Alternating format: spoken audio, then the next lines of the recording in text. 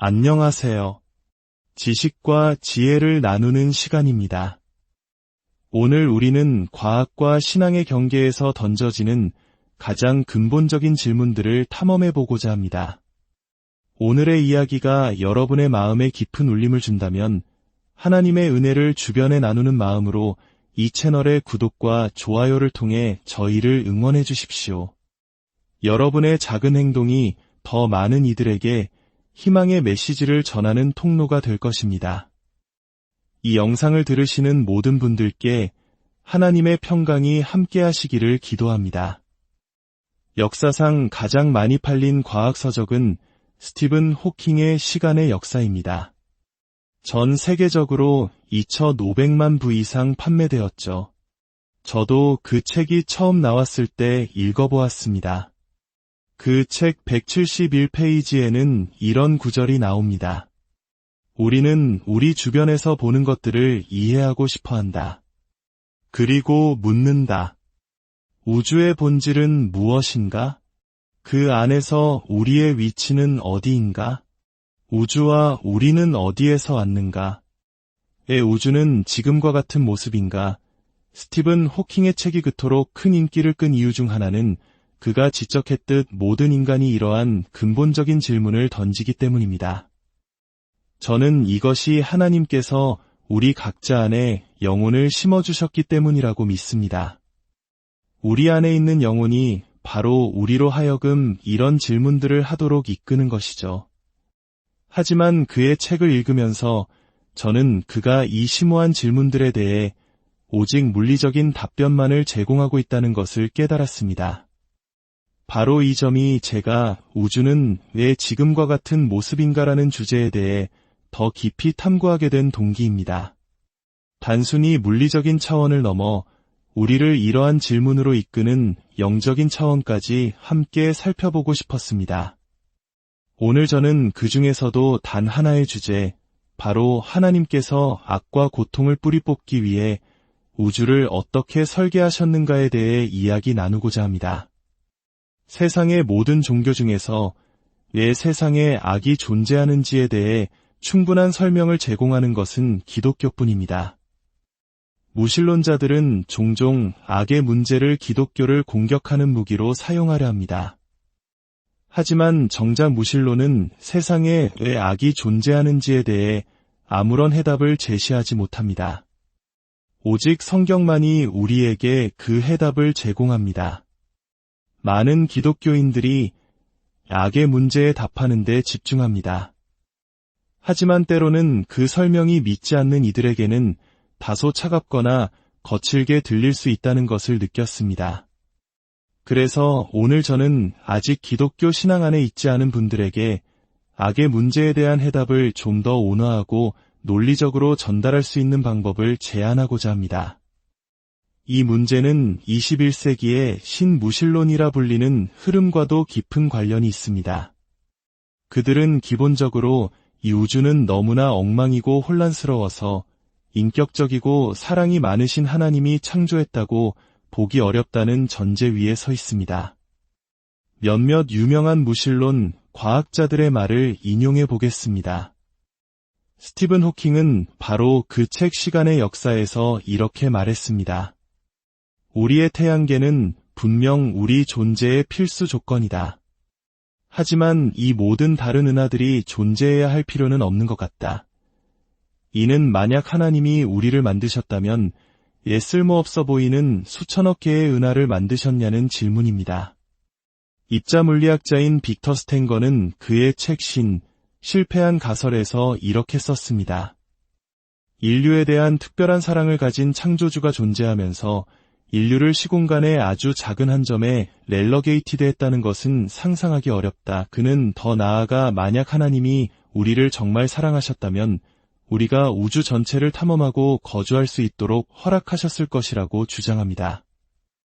우리를 지구라는 작은 감옥에 가둔 사실 자체가 그런 신은 존재하지 않는다는 증거라는 것이죠.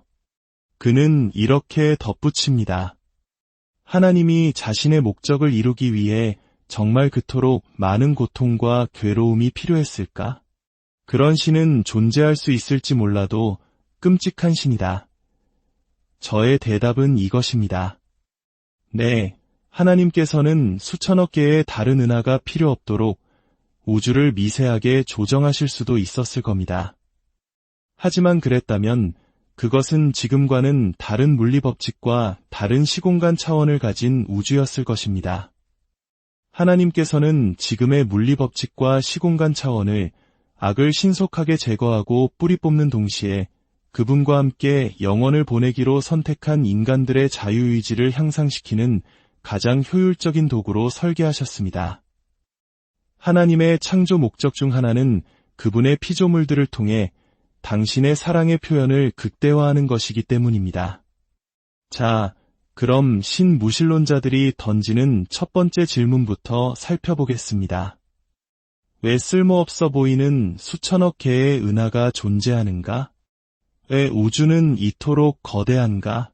중력, 여력학, 전자기력, 그리고 강한 핵력과 약한 핵력에 의해 지배되는 우주에서 우주의 총 질량은 주기율표에서 어떤 원소들을 볼 수 있는지를 결정합니다. 만약 우주가 지금보다 아주 조금이라도 더 무거웠다면 우주는 태초의 모든 수소를 순식간에 철보다 무거운 원소들로 바꿔버렸을 것입니다. 그런 우주에서는 탄소도, 산소도, 질소도 존재할 수 없으며 생명체는 불가능합니다. 반대로 우주가 지금보다 아주 조금이라도 덜 무거웠다면 우주는 영원히 수소만으로, 기껏해야 수소와 헬륨만으로 가득했을 것입니다. 역시 탄소, 산소, 질소가 없어 생명체는 존재할 수 없습니다. 생명체가 존재하기에 적합한 양의 탄소, 산소, 질소 등이 적절한 비율로 존재하려면 우주의 질량은 얼마나 정밀하게 조정되어야 할까요? 그 정밀도는 1 다음에 0이 60개 붙는 숫자 분의 1보다 더 정확해야 합니다. 이것이 바로 우주의 크기와 질량이 미세하게 조정되어야만 하는 이유 중 하나입니다. 또 다른 이유가 있습니다.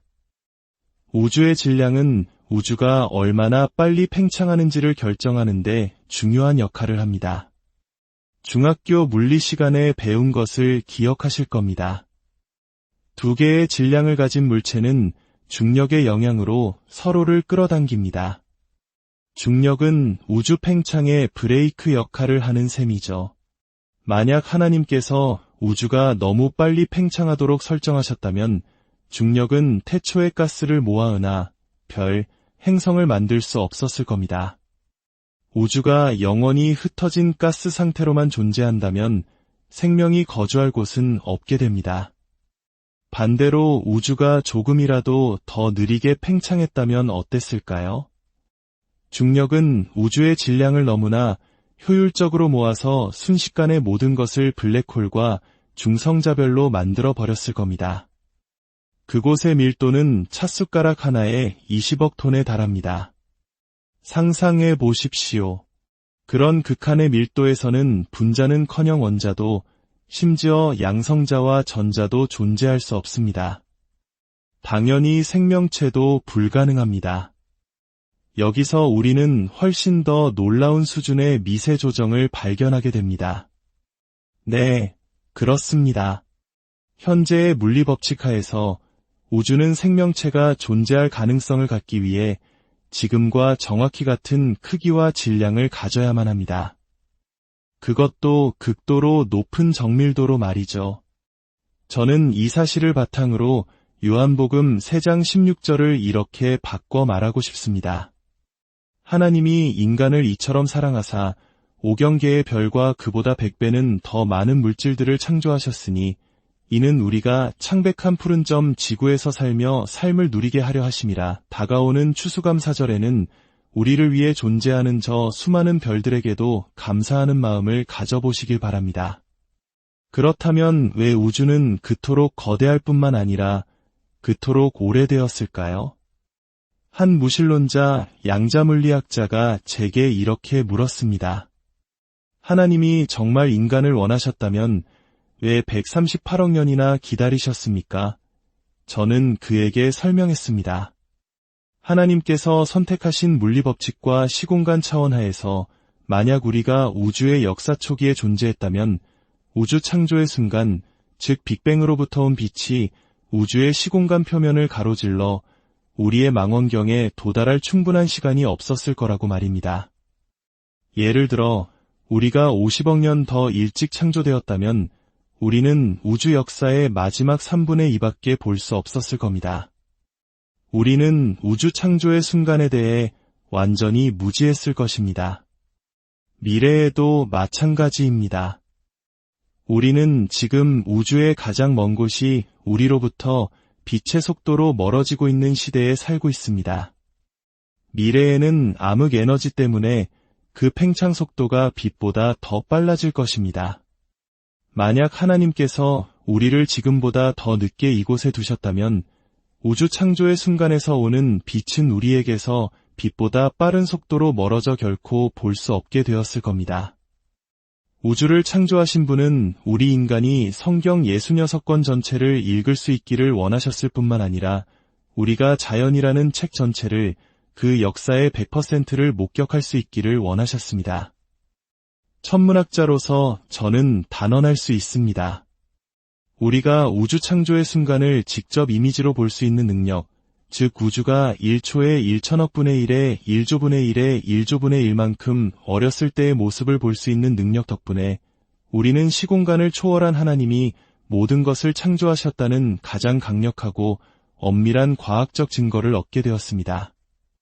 하나님께서는 우리가 우주 역사의 바로 그 한 시점, 창조의 순간부터 현재까지 그분이 하신 모든 일을 목격할 수 있는 바로 그 순간에 우리를 이곳에 두셨습니다. 138억 년이라는 시간이 흘렀기에 인간은 비로소 모든 우주의 역사를 관찰하고 하나님께서 우주를 존재하게 하신 순간을 직접 목격할 수 있게 된 것입니다. 하나님께서는 인류를 너무나 사랑하셔서 우리가 살고 삶을 즐기며 모든 우주의 역사를 볼 수 있는 장소를 마련하기 위해 138억 년이라는 시간 동안 세심한 설계를 하셨습니다. 사실 오늘날 천문학자들은 우주 다른 곳에 지적 생명체가 존재할 수 없다는 것을 인정합니다. 왜냐하면 우리가 보는 우주의 다른 모든 곳은 과거의 모습이기 때문입니다. 우리는 137억 9천만 년보다 짧은 시간 안에 지적 생명체를 등장시키는 것이 물리적으로 불가능하다는 것을 증명할 천문학적 데이터를 가지고 있습니다. 그리고 지금 우리가 바로 그 시점에 와 있기 때문에 우리는 우주에서 최초의 지적 생명체임에 틀림없습니다. 자, 우리는 또한 매우 어두운 우주에 살고 있습니다. 왜 이렇게 어두울까요? 우리가 밤하늘에서 보는 별과 은하, 즉 하늘이 하나님의 영광을 선포하는 그 모든 것들을 다 합쳐도 우주 전체의 27%에 불과합니다. 나머지 73%는 암흑 물질입니다. 이 암흑 물질은 세 종류가 있습니다. 1999년에 발견된 암흑 에너지, 빛과 강하게 상호작용하지 않는 특이한 암흑 물질, 그리고 일반적인 암흑 물질입니다. 놀라운 사실은 생명체가 존재하기 위해서는 바로 그 정확한 양의 세 가지 다른 종류의 암흑 물질이 그 양과 우주적 위치에 있어서 극도로 정밀하게 조정되어야만 한다는 것입니다. 만약 이 암흑 물질들이 단 10의 122제곱분의 1분만큼이라도 달라졌다면 우주 어느 곳에서도 어느 시간에도 물리적인 생명체는 불가능했을 것입니다. 10의 122제곱, 이는 1 뒤에 0이 122개나 붙는 인간의 상상을 초월하는 숫자입니다. 비교를 위해 말씀드리자면 관측 가능한 우주에 있는 모든 양성자와 중성자를 합쳐도 10의 79제곱개에 불과합니다. 우리는 지금 10의 122제곱이라는 정밀도를 이야기하고 있는 것입니다. 이것은 우주를 설계하신 분이 적어도 인간 중 가장 뛰어난 물리학자들보다 10의 97제곱회에 더 지적이고 더 박식하며 더 강력하다는 것을 의미합니다. 우리는 단지 시공간을 초월한 신을 경배하는 것이 아니라 이토록 위대한 수준으로 우주를 설계할 수 있는 인격적인 하나님을 믿고 있는 것입니다. 어떤 이들은 이것이 단지 우연의 일치라고 말합니다. 우리가 우연히 모든 우주의 역사를 천문학적으로 관찰할 수 있는 유일한 시간에 유일한 장소에 있게 되었다는 것입니다. 하지만 생각해 보십시오. 평균 2천억 개의 별을 가진 2천억 개의 은하가 있는 이 광활한 우주에서 우리가 어떻게 우주 역사의 모든 것을 볼 수 있는 그 특별한 위치에 있는 별 주위를 돌고 있다는 것이 흥미롭지 않습니까? 우리는 단지 그 특별한 시간적 순간에 있을 뿐만 아니라 상상할 수 없을 만큼 거대한 이 우주 속에서 그 특별한 공간적 위치에도 있는 것입니다. 우리 은하를 예로 들어보겠습니다. 우리 태양계는 은하 중심부의 팽대부에서 꽤 멀리 떨어져 공전하고 있습니다. 중심 팽대부에는 치명적인 방사선을 내뿜는 거대 블랙홀이 있습니다. 우리는 그 방사선에 죽지 않을 만큼 충분히 멀리 떨어져 있으면서도 중심부의 밝은 빛이 천문 관측을 불가능하게 만들지 않을 만큼 적절한 거리에 있습니다. 또한 우리는 나선팔로부터도 멀리 떨어져 있습니다. 지금 우리는 페르세우스 자리 나선팔과 궁수 자리 나선팔의 중간 지점에 있습니다. 이곳은 생명체에게 가장 안전한 장소이며 덕분에 우리는 밤에 어두운 하늘을 볼 수 있습니다. 우리 은하수는 거대하고 밝은 성운이 없다는 점에서도 비정형적입니다. 만약 우리 근처에 다른 은하에서 흔히 볼 수 있는 타란툴라 성운 같은 것이 있었다면 밤하늘은 보름달보다 더 밝아서 우리는 망원경을 모두 닫아야 했을 것입니다. 이 모든 증거들은 우주가 단지 우리 인간을 위한 집으로 설계되었을 뿐만 아니라 특별한 목적을 위해 설계되었음을 보여줍니다.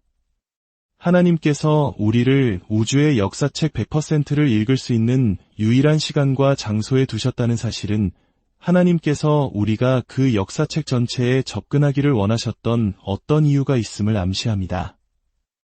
인간 중심 원리는 기본적으로 우주 전체가 인간의 출현을 가능하게 하기 위해 그 역사 내내 설계되고 미세 조정되었다고 말합니다.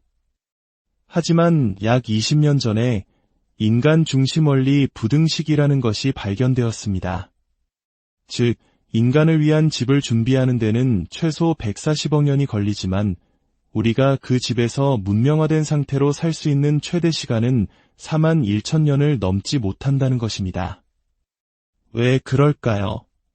여러 이유가 있습니다. 예를 들어 고등 생명체가 존재하려면 우라늄과 토륨이 풍부한 행성에 살아야 합니다. 이 원소들의 붕괴가 대륙을 만들고 우리를 치명적인 방사선으로부터 보호하는 강력한 자기장을 유지시켜주기 때문입니다. 그런데 우라늄과 토륨의 양이 우주 역사상 최고조에 달했던 순간은 바로 92억 년 전, 즉 우리 태양계가 형성된 바로 그 시점입니다. 그렇다면 왜 하나님은 바로 그때 우리를 창조하지 않으시고 46억 년을 더 기다리셨을까요? 그 이유 중 하나는 별도 인간처럼 젊을 때는 불안정하기 때문입니다.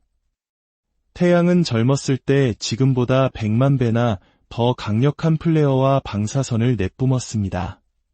태양이 가장 안정적인 시기는 바로 지금 나이가 46억 년이 되었을 때입니다. 이 안정기는 앞으로 약 5만 년 정도밖에 남지 않았습니다. 대륙의 성장, 화석연료의 가용성 등 인간 문명의 필수적인 약 20개의 좁은 시간의 창이 있는데 이 모든 것들이 놀랍게도 바로 지금 이 순간에 모두 일치합니다. 이것이 하나님의 섭리가 아니고 무엇이겠습니까? 이 엄청난 시간의 불균형, 즉 140억 년의 준비 기간과 수만 년의 거주 기간이라는 차이는 무엇을 의미할까요? 이는 우주 너머에 계신 누군가가 우리 인간에게 극도로 높은 가치와 매우 높은 목적을 부여했다는 것을 말해줍니다. 한 번은 비행기에서 만난 무신론자 물리학자가 제게 이렇게 물었습니다. 우리는 엔트로피, 즉 쇠퇴의 법칙이 지배하는 우주에 살고 있습니다. 모든 것이 쇠퇴하고 있죠.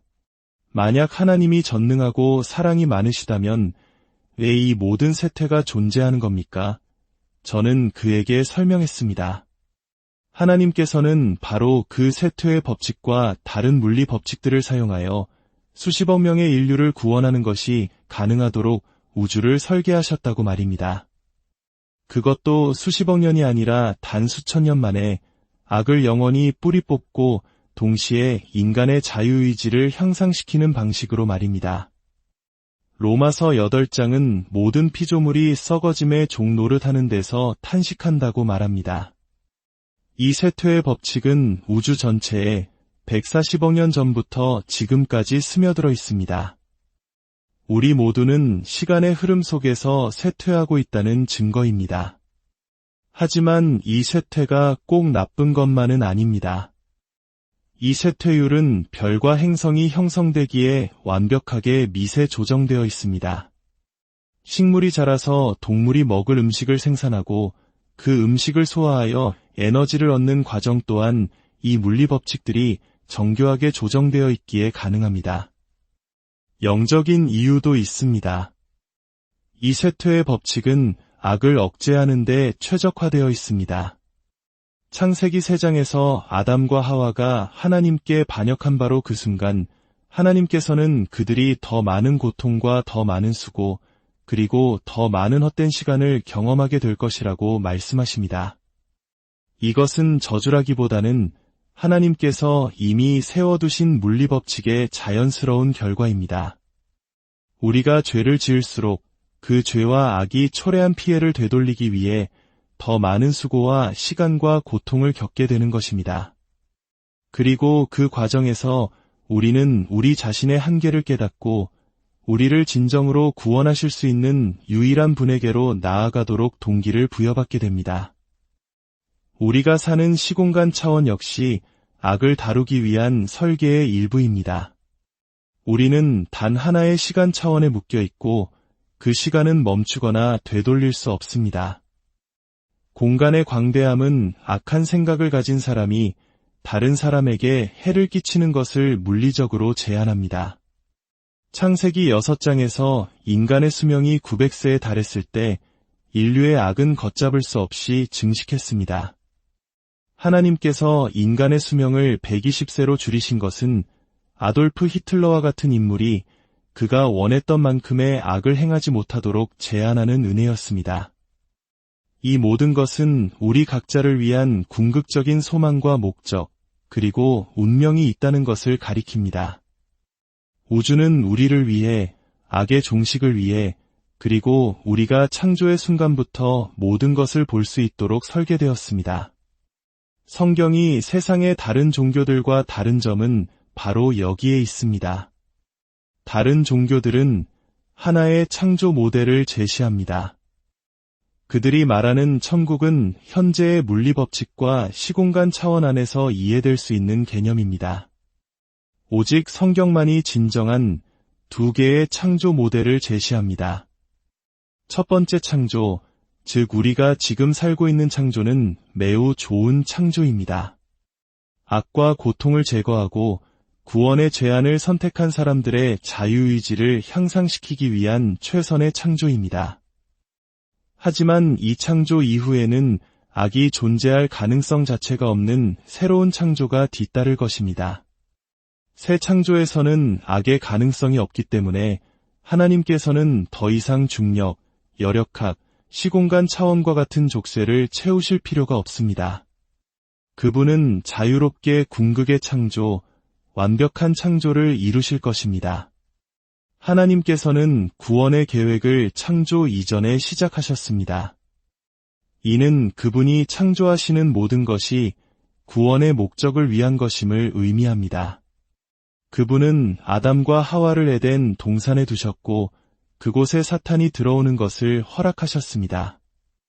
사탄은 하나님이 창조하신 피조물 중 가장 강력한 존재입니다.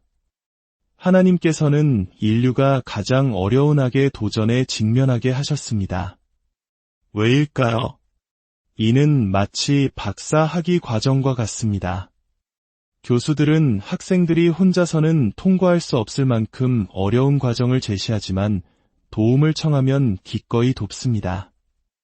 가장 어려운 시험을 통과한 사람은 다시는 그 능력을 시험받을 필요가 없다는 보증을 얻게 됩니다.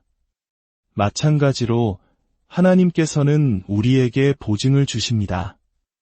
너희 혼자서는 이 시험을 통과할 수 없다. 사탄은 너희보다 훨씬 강하다.